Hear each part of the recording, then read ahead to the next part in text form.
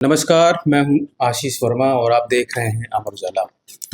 कांग्रेस के नए प्रभारी संजय दत्त ने मोर्चा संभाल लिया है और हरियाणा में लगातार वो दौरे पर हैं। दौरे में जाने से पहले उन्होंने कांग्रेस के कार्यकर्ताओं से लगातार बातचीत की, संवाद किया, पदाधिकारियों से भी बातचीत की, मौजूदा विधायक, मौजूदा सांसदों सभी से फीडबैक लिया है।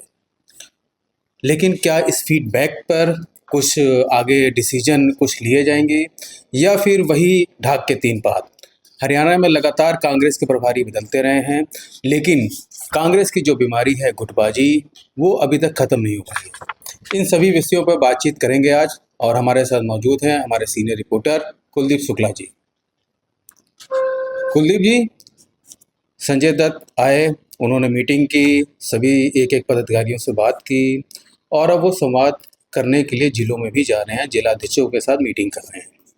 तो आपको क्या लगता है कि इस बार कुछ बदलाव समझ में आएगा या फिर वही जो पहले भी एक्सरसाइज होती रही हैं उसी तरीके से ये भी एक्सरसाइज है और कुछ दिनों बाद ये सारी चीज़ें ठंडी पड़ेगी? क्या इस बार कांग्रेस का जोश हाई रहने वाला है? देखिए आशीष जी, अभी आपने खुद ही ये बात कही कि कांग्रेस में लगातार जो प्रभारी हैं वो बदलते रहे, पर जो नतीजा है वो बराबर ही रहा है सभी प्रभारियों के कार्यकाल में। तो अब अगर संजय दत्त की बात करें तो ऑब्वियस सी बात है कि जैसे हर प्रभारी आते थे वैसे वो भी आए, नया प्रभारी आए हैं, नया गठबंधन, नए संगठन की तैयारी और एक नया जोश जो है वो दिखने में आ रहा है कांग्रेस के अंदर भी, कांग्रेस के नेताओं के अंदर भी। और प्रभारी पूरी कोशिश कर रहे हैं कि कांग्रेस एकजुट होकर नजर आए। लेकिन जैसा हम लोगों ने खबरें भी लिखी इस पे कि पहला दिन जो प्रभारी का था चंडीगढ़ में, और उस दिन जो हरियाणा के दिग्गज नेता हैं, वरिष्ठ नेता हैं, चाहे भूपिंदर हुड्डा की बात करें, चाहे रणदीप सुरजेवाला की बात करें, चाहे हमारी शैलजा की बात करें, तो इन लोगों का प्रभारी के सामने खुले मंच पे जिस तरह से गुटबाजी बयानों में सामने आया, उसके बाद ये संशय जरूर आ गया है कि क्या प्रभारी इस गुटबाजी को बदल के और कांग्रेस में नई जान फूंक पाएंगे या नहीं फूंक पाएंगे, तो ये भविष्य बताएगा। अभी इतनी सारी मीटिंग हुई और काम भी प्रभारी कर रहे हैं, तो मुझे एक बताओ कि एक ऐसा असर या एक पॉजिटिव चीज प्रभारी के आने से या कोई ऐसा बदलाव प्रभारी के आने से कांग्रेस के अंदर आपको दिखा हो, या आपको लगता है कि संभावनाएं हैं और धीरे धीरे चीजें बदलती हैं? लेकिन मैं जानना चाहता हूँ, ये कोई ऐसी चीज या कोई ऐसी बात या कोई ऐसा मैसेज जो ये बताए कि यार कांग्रेस में बदलाव आएगा, गुटबाजी खत्म होगी, कोई ऐसी बात जो आपको संजय दत्त के आने के बाद इसमें कुछ बदलाव देख पाओ?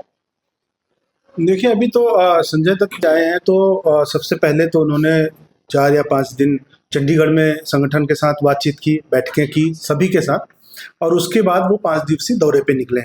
तो अभी अगर हम संजय दत्त की बात करें तो उनका जो कार्यकाल अभी तक का रहा है वो तकरीबन 15 दिन या 20 दिन का ही ओवरऑल रहा है।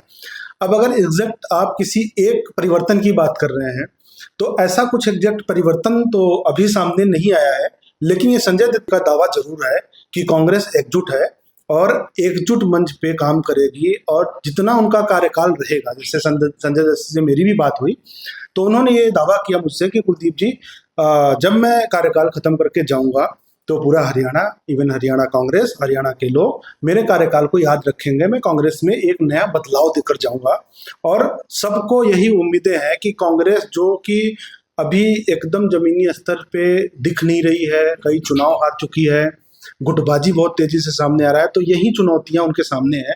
अगर वो इसमें परिवर्तन लाने में सफल होते हैं तो अपनी बात में सफल होंगे। तो संजय दत्त यहाँ पर आ चुके हैं और अब दौरे पे जा रहे हैं, तो क्या उन्होंने क्या रणनीति बनाई है पार्टी के लिए या फिर पार्टी के विस्तार के लिए? कुछ बताएं इस बारे में कि उनका क्या प्लान है? देखिए, संजय दत्त जो रणनीति बनाई है और वो काफ़ी विस्तार से है।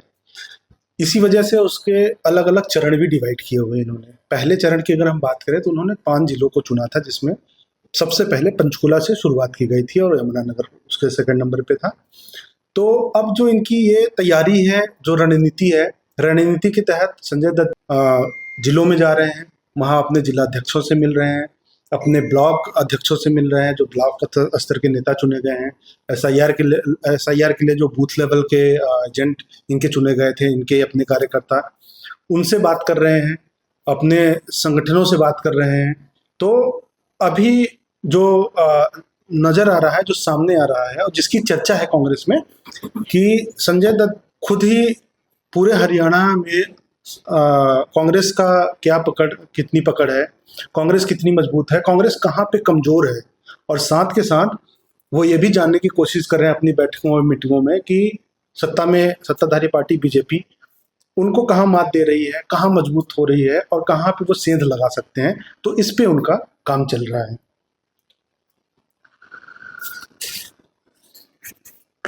कुलदीप, आप मुझे बताएं कि जो ये गुटबाजी है हरियाणा कांग्रेस में, ये कई सालों से चली आ रही है। मतलब ये दूसरा दशक चल रहा है, लेकिन इस बीमारी को कोई ख़त्म नहीं कर पाया।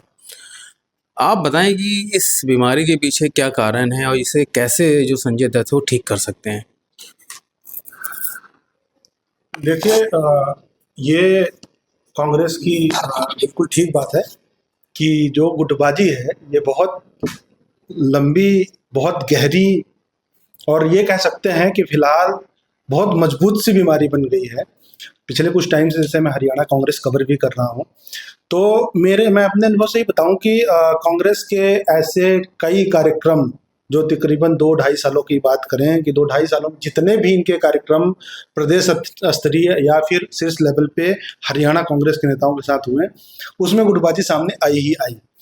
अब रही बात गुटबाजी क्यों है, तो गुटबाजी इस वजह से क्योंकि जो इनके बड़े नेता हैं, वरिष्ठ नेता हैं, उन नेताओं के अपने मन में मनभेद है, और वो जो मनभेद है वो कार्यकर्ता के स्तरों पे भी उसका विस्तार हो चुका है। जैसे कि मैं बताऊं कि कुमारी सलजा ने खुद भी इस बात को मंच पे बोला था प्रभारी के पहले दिन, जब संजय दत्त थे, कि एक कार्यकर्ता दूसरे कार्यकर्ता को नमस्ते तक नहीं करते।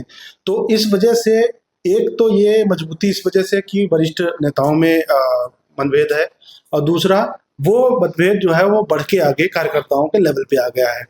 अब जो आपका आखिरी एक सवाल था कि भाई संजय दत्त इसको किस तरह से दूर करेंगे, तो इसमें संजय दत्त की तरफ से मैं बता दूं कि उनका क्या कहना है कि किस तरह से दूर करेंगे।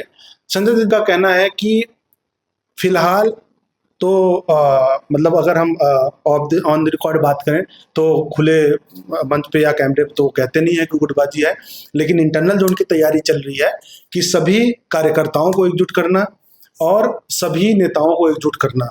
अब ये उनके लिए चुनौती है कि इसको किस तरह से करेंगे। इस वजह से जो संजय दत्त है उन्होंने डायरेक्ट तौर पे एक हाई कमान से अपना लिंक जोड़ रखा है, और जो दिक्कतें यहाँ पे हरियाणा में आ रही हैं गुटबाजी को लेके या और भी चीज़ों को लेके, उसको हाई कमान को सूचित भी कर रहे हैं। और मुझे ये लगता है कि भविष्य में इसके सुधार के लिए वो हाई कमान से भी रिक्वेस्ट करेंगे, और इन सब चीज़ों को ख़त्म करने के लिए हाई कमान भी तैयार है, और वो भी इस पर कड़ा एक्शन भी लेगा। कुलदीप, आप राव नरेंद्र इतने को ज्वाइन किए हुए करीब 5-6 महीने हो गए, प्रभारी भी आ गए, लेकिन अभी तक कांग्रेस की जो कार्यकारिणी है, प्रदेश स्तर कार्यकारिणी, वो नहीं बन पाई है। उसके पीछे क्या कारण है और क्या प्लान है, आप कब तक बनाएंगे? कार्यकारिणी की बात करें तो ठीक बात है कि जब राव नरेंद्र ने कार्यभार संभाला था, कुर्सी संभाली थी अध्यक्ष पद की, तभी उन्होंने मीडिया को बताया कि भाई बहुत जल्द हम कार्यकारिणी गठित कर देंगे। तमाम खबरें भी प्रकाशित हुई इस पे, और उन्होंने ये बताया कि 21 सदस्य होंगे कार्यकारिणी में, जो अलग अलग विंग के और अलग अलग जगहों के होंगे, जो कांग्रेस में लंबे टाइम से जुड़े हुए हैं। लेकिन अभी तक वो कार्यकारिणी बन नहीं पाई, और इसका स्पष्ट जवाब ना प्रदेश अध्यक्ष के पास है और ना ही उनके नेता प्रतिपक्ष भूपेंद्र हुड्डा के पास है। जब भी उनसे सवाल किया जाता है वो कहते हैं कि सूची तैयार है और बहुत जल्द यही से घोषित किया जाएगा, लेकिन वो घोषणा हो नहीं पाई रही है। लेकिन अगर इंटरनल बात करें तो इंटरनल जो चर्चा है वो भी कहीं ना कहीं इस गुटबाजी के उसमें भंवर में फंस रहा है कि भाई जो 21 सदस्य होंगे वो सदस्य कौन से होंगे, वो किसके करीबी होंगे, किस गुट के होंगे। तो ये फाइनल करना और ये तय करना, ये घोषणा करना राव नरेंद्र के लिए सबसे बड़ी चुनौती है। तो जैसा कि हमारे साथी ने बताया कि कांग्रेस जो है वो काफ़ी पॉजिटिव नज़र आ रही है और संजय दत्त लगातार इसमें मीटिंग करके जो भी जिस भी नेताओं के इशू हैं, जो भी मनमुटाव हैं, उसे वो ख़त्म करने की लिए पूरी तरीके से सकारात्मक प्रयास कर रहे हैं।